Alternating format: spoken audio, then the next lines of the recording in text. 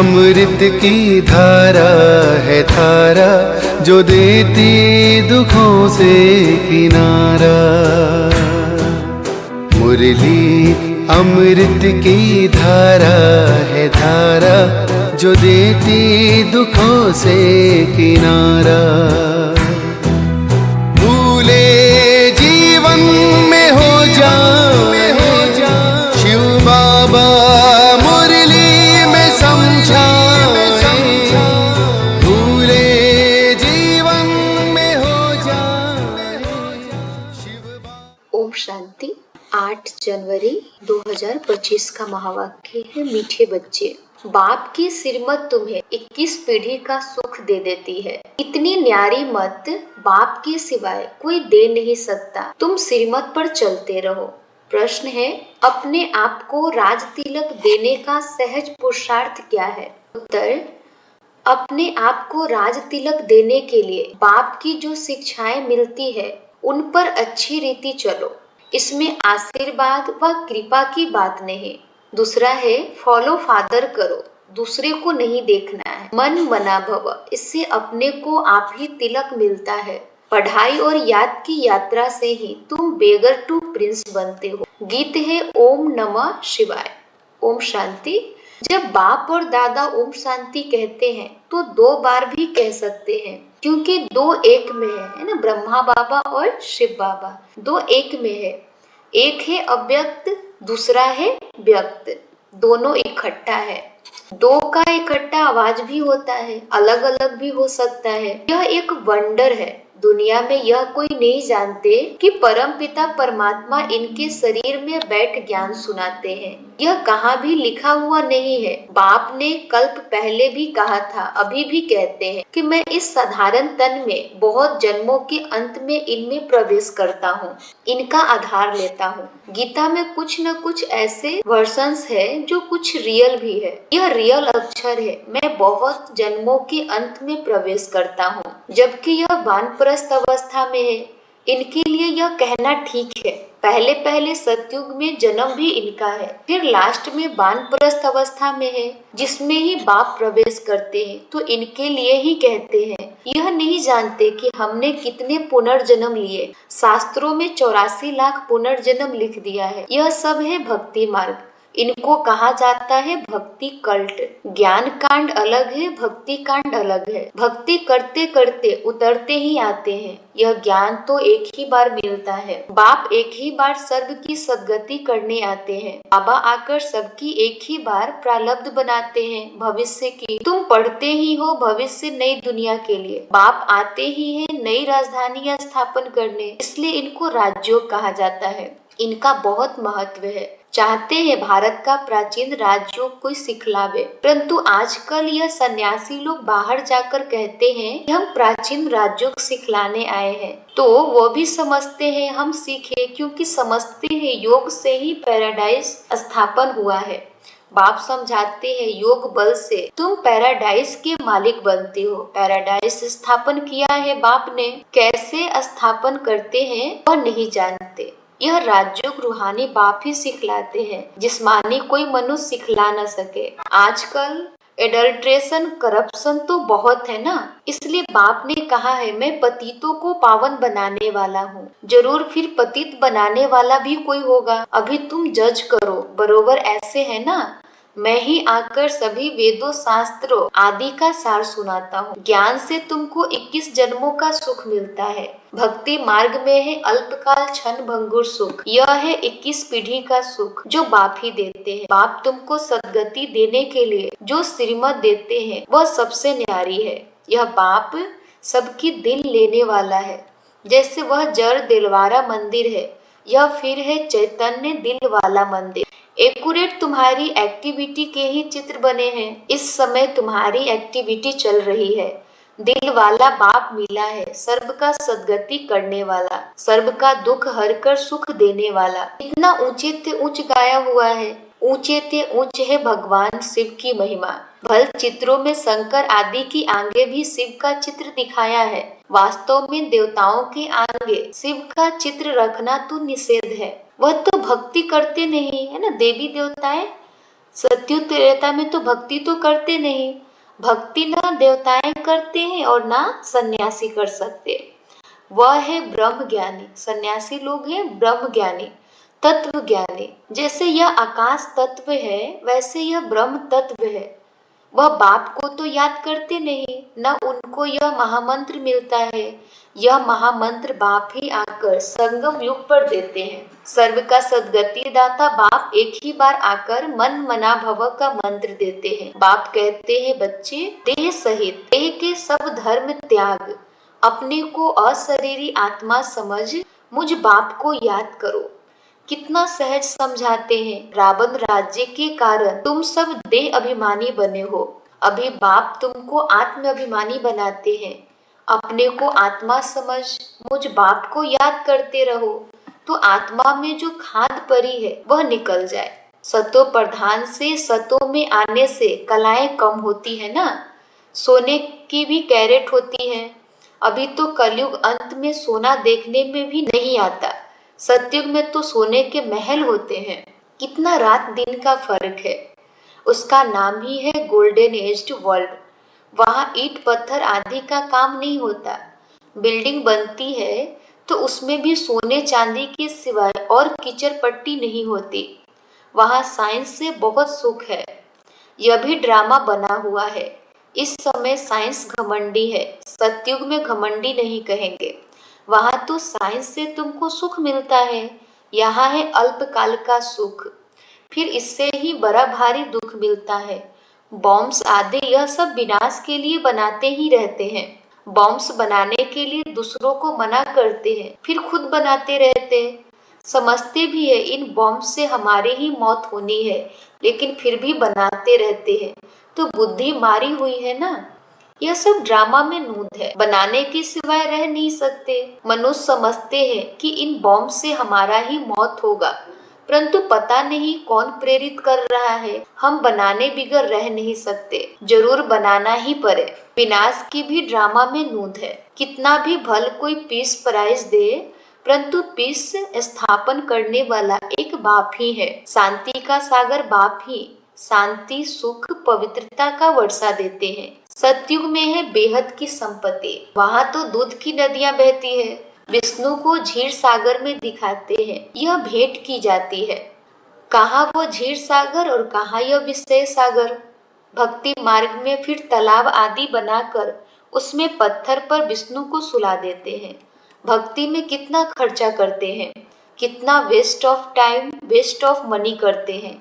देवियों की मूर्तियां कितना खर्चा कर बनाते हैं, फिर समुंदर में डाल देते हैं, तो पैसे वेस्ट हुए ना। यह है गोरियों की पूजा। कोई के भी ऑक्यूपेशन का किसको पता नहीं है। अभी तुम किसके भी मंदिर में जाओ तो तुम हर एक का ऑक्यूपेशन जानते हो। बच्चों को मना नहीं है कहाँ भी जाने की। आगे तो बेसमझ बनकर जाते थे, अभी सेंसुअल बनकर जाते हो। तुम कहेंगे हम इनके 84 जन्मों को जानते हैं। भारतवासियों को तो श्री कृष्ण के जन्म का पता नहीं है। तुम्हारा बुद्धि में यह सारी नॉलेज है। नॉलेज सोर्स ऑफ इनकम है। वेद शास्त्र आदि में कोई एम ऑब्जेक्ट नहीं है। स्कूल में हमेशा एम ऑब्जेक्ट होती है। इस पढ़ाई से तुम कितने साहूकार बनते हो। ज्ञान से होती है सद्गति। इस नॉलेज से तुम संपत्तिमान बनते हो। तुम कोई भी मंदिर में जाएंगे तो झट समझेंगे यह किसका यादगार है। जैसे दिलवारा मंदिर है, वह है जड़ और यह है चैतन्य। हूबहू जैसे यहाँ झाड़ में दिखाया है वैसा मंदिर बना हुआ है। नीचे तपस्या में बैठे हैं, ऊपर छत में सारा स्वर्ग है। बहुत खर्चे से बनाया हुआ है। यहाँ तो कुछ भी नहीं है। भारत 100% सॉल्वेंट पावन था। अभी भारत 100% इंसॉल्वेंट पतित है, क्योंकि यहाँ सब विकार से पैदा होते हैं। वहाँ गंदगी की बात नहीं होती।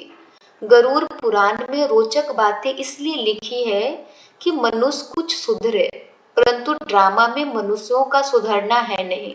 अभी ईश्वरीय स्थापन हो रही है। ईश्वर ही स्वर्ग स्थापन करेंगे। उनको ही हेवेनली गॉड फादर कहा जाता है। बाप ने समझाया है। वो लश्कर जो लड़ते हैं वो सब कुछ करते हैं राजा रानी के लिए। यहाँ तुम माया पर जीत पाते हो अपने लिए, जितना करेंगे उतना पाएंगे। तुम हर एक को अपना तन मन धन भारत को स्वर्ग बनाने में खर्चा करना पड़ता है। जितना करेंगे उतना उच्च पद पाएंगे। यहाँ रहने का तो कुछ है नहीं, अभी के लिए ही गायन है, किनकी दबी रहेगी धूल में। अभी बाप आया हुआ है तुमको राज्य भाग्य दिलाने। कहते हैं अब तन मन धन सब इसमें लगा दो। इसने यानी ब्रह्मा ने सब कुछ न्यौछावर कर दिया ना। इनको कहा जाता है महादानी। विनाशी धन का दान करते हैं तो अविनाशी धन का भी दान करना होता है। जितना जो दान करे, नामी ग्रामी दानी होते हैं।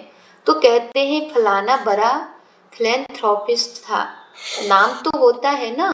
वो इनडायरेक्ट ईश्वर अर्थ करते हैं, रजाई नहीं स्थापन होती है। अभी तो रजाई स्थापन होती है, इसलिए कंप्लीट फिलैंथ्रोपिस्ट बनना है। भक्ति मार्ग में गाते भी है हम वारी जाएंगे। इसमें खर्चा कुछ नहीं है, गवर्नमेंट का कितना खर्चा होता है। यहाँ तुम जो कुछ करते हो अपने लिए, फिर चाहे 8 की माला में आओ, चाहे 108 में, चाहे 16,108 में, पास विद ऑनर बनना है। ऐसा योग कमाओ जो कर्मातीत अवस्था को पालो, फिर कोई सजा ना खाओ। तुम सब हो वॉरियर्स, तुम्हारी लड़ाई है रावण से, कोई मनुष्य से नहीं है। नापास होने के कारण 2 कला कम हो गई। त्रेता को 2 कला कम स्वर्ग कहेंगे। पुरुषार्थ तो करना चाहिए ना, बाप को पूरा फॉलो करने का। इसमें मन बुद्धि से सरेंडर होना है। बाबा यह सब कुछ आपका है, बाप कहेंगे यह सर्विस में लगाओ। मैं जो तुमको मत देता हूँ वह कार्य करो। यूनिवर्सिटी खोलो, सेंटर्स खोलो, बहुतों का कल्याण हो जाएगा। सिर्फ यह मैसेज देना है, बाप को याद करो और वर्षा लो। मैसेंजर पैगंबर तुम बच्चों को कहा जाता है। सबको यह मैसेज दो कि बाप ब्रह्मा द्वारा कहते हैं कि मुझे याद करो तो तुम्हारे विक्रम विनाश होंगे, जीवन मुक्ति मिल जाएगी। अभी है जीवन बंद, फिर जीवन मुक्त होंगे। बाप कहते हैं मैं भारत में ही आता हूँ। यह ड्रामा अनादि बना हुआ है, कब बना कब पूरा होगा यह प्रश्न नहीं उठ सकता। यह तो ड्रामा अनादि चलता ही रहता है। आत्मा कितनी छोटी बिंदी है, उसमें यह अविनाशी पाठ नुधा हुआ है।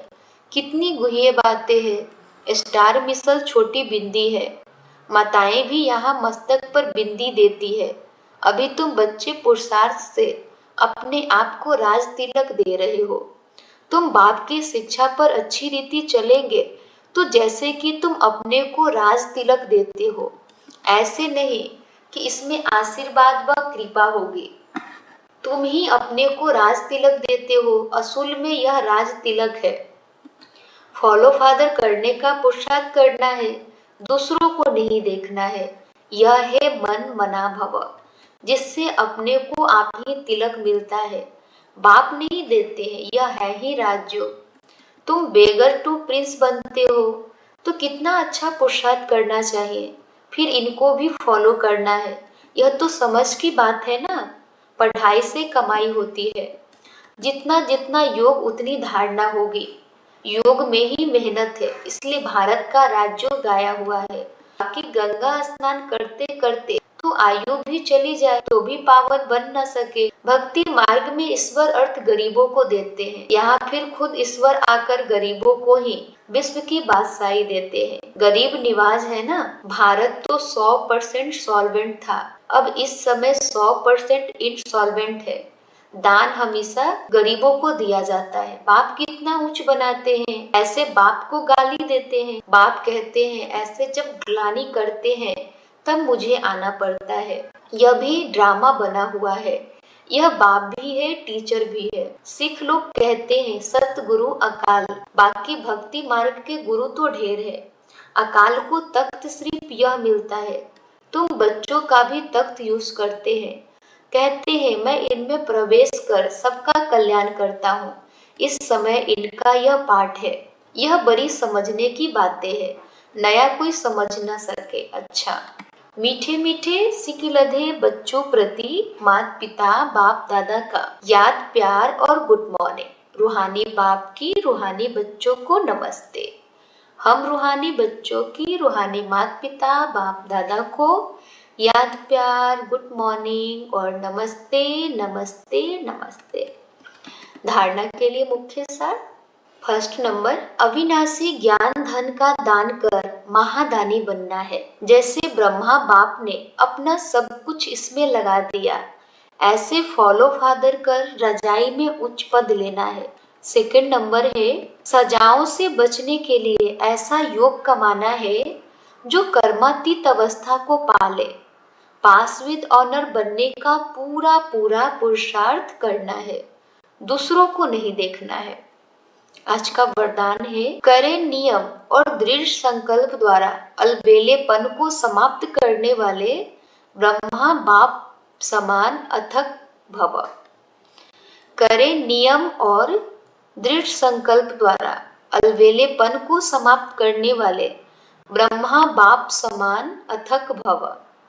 स्पष्टीकरण है, ब्रह्मा बाप समान अथक बनने के लिए अलबेलेपन को समाप्त करो। इसके लिए कोई कड़ा नियम बनाओ, दृढ़ संकल्प करो, अटेंशन रूपी चौकीदार सदा अलर्ट रहे, तो अलबेलापन समाप्त हो जाएगा। पहले स्व के ऊपर मेहनत करो, फिर सेवा में, तब धरनी परिवर्तन होगी। अभी सिर्फ कर लेंगे हो जाएगा, इस आराम के संकल्पों के डंडलप को छोड़ो, करना ही है। यह स्लोगन मस्तक में याद रहे तो परिवर्तन हो जाएगा। स्लोगन है, समर्थ बोल की निशानी है जिस बोल में आत्मिक भाव और शुभ भावना हो। समर्थ बोल की निशानी है जिस बोल में आत्मिक भाव और शुभ भावना हो। अव्यक्त इशारे, अपनी शक्तिशाली मनसा द्वारा सकाश देने की सेवा करो। जितना जितना समय समीप आता जा रहा है उतना व्यर्थ संकल्प भी बढ़ रहे हैं, लेकिन यह चुकतू होने के लिए बाहर निकल रहे हैं। उन्हों का काम है आना और आपका काम है उड़ती कला द्वारा सकाश द्वारा परिवर्तन करना। घबराओ नहीं, उसके सेक में नहीं आओ। अच्छा, ओम शांति।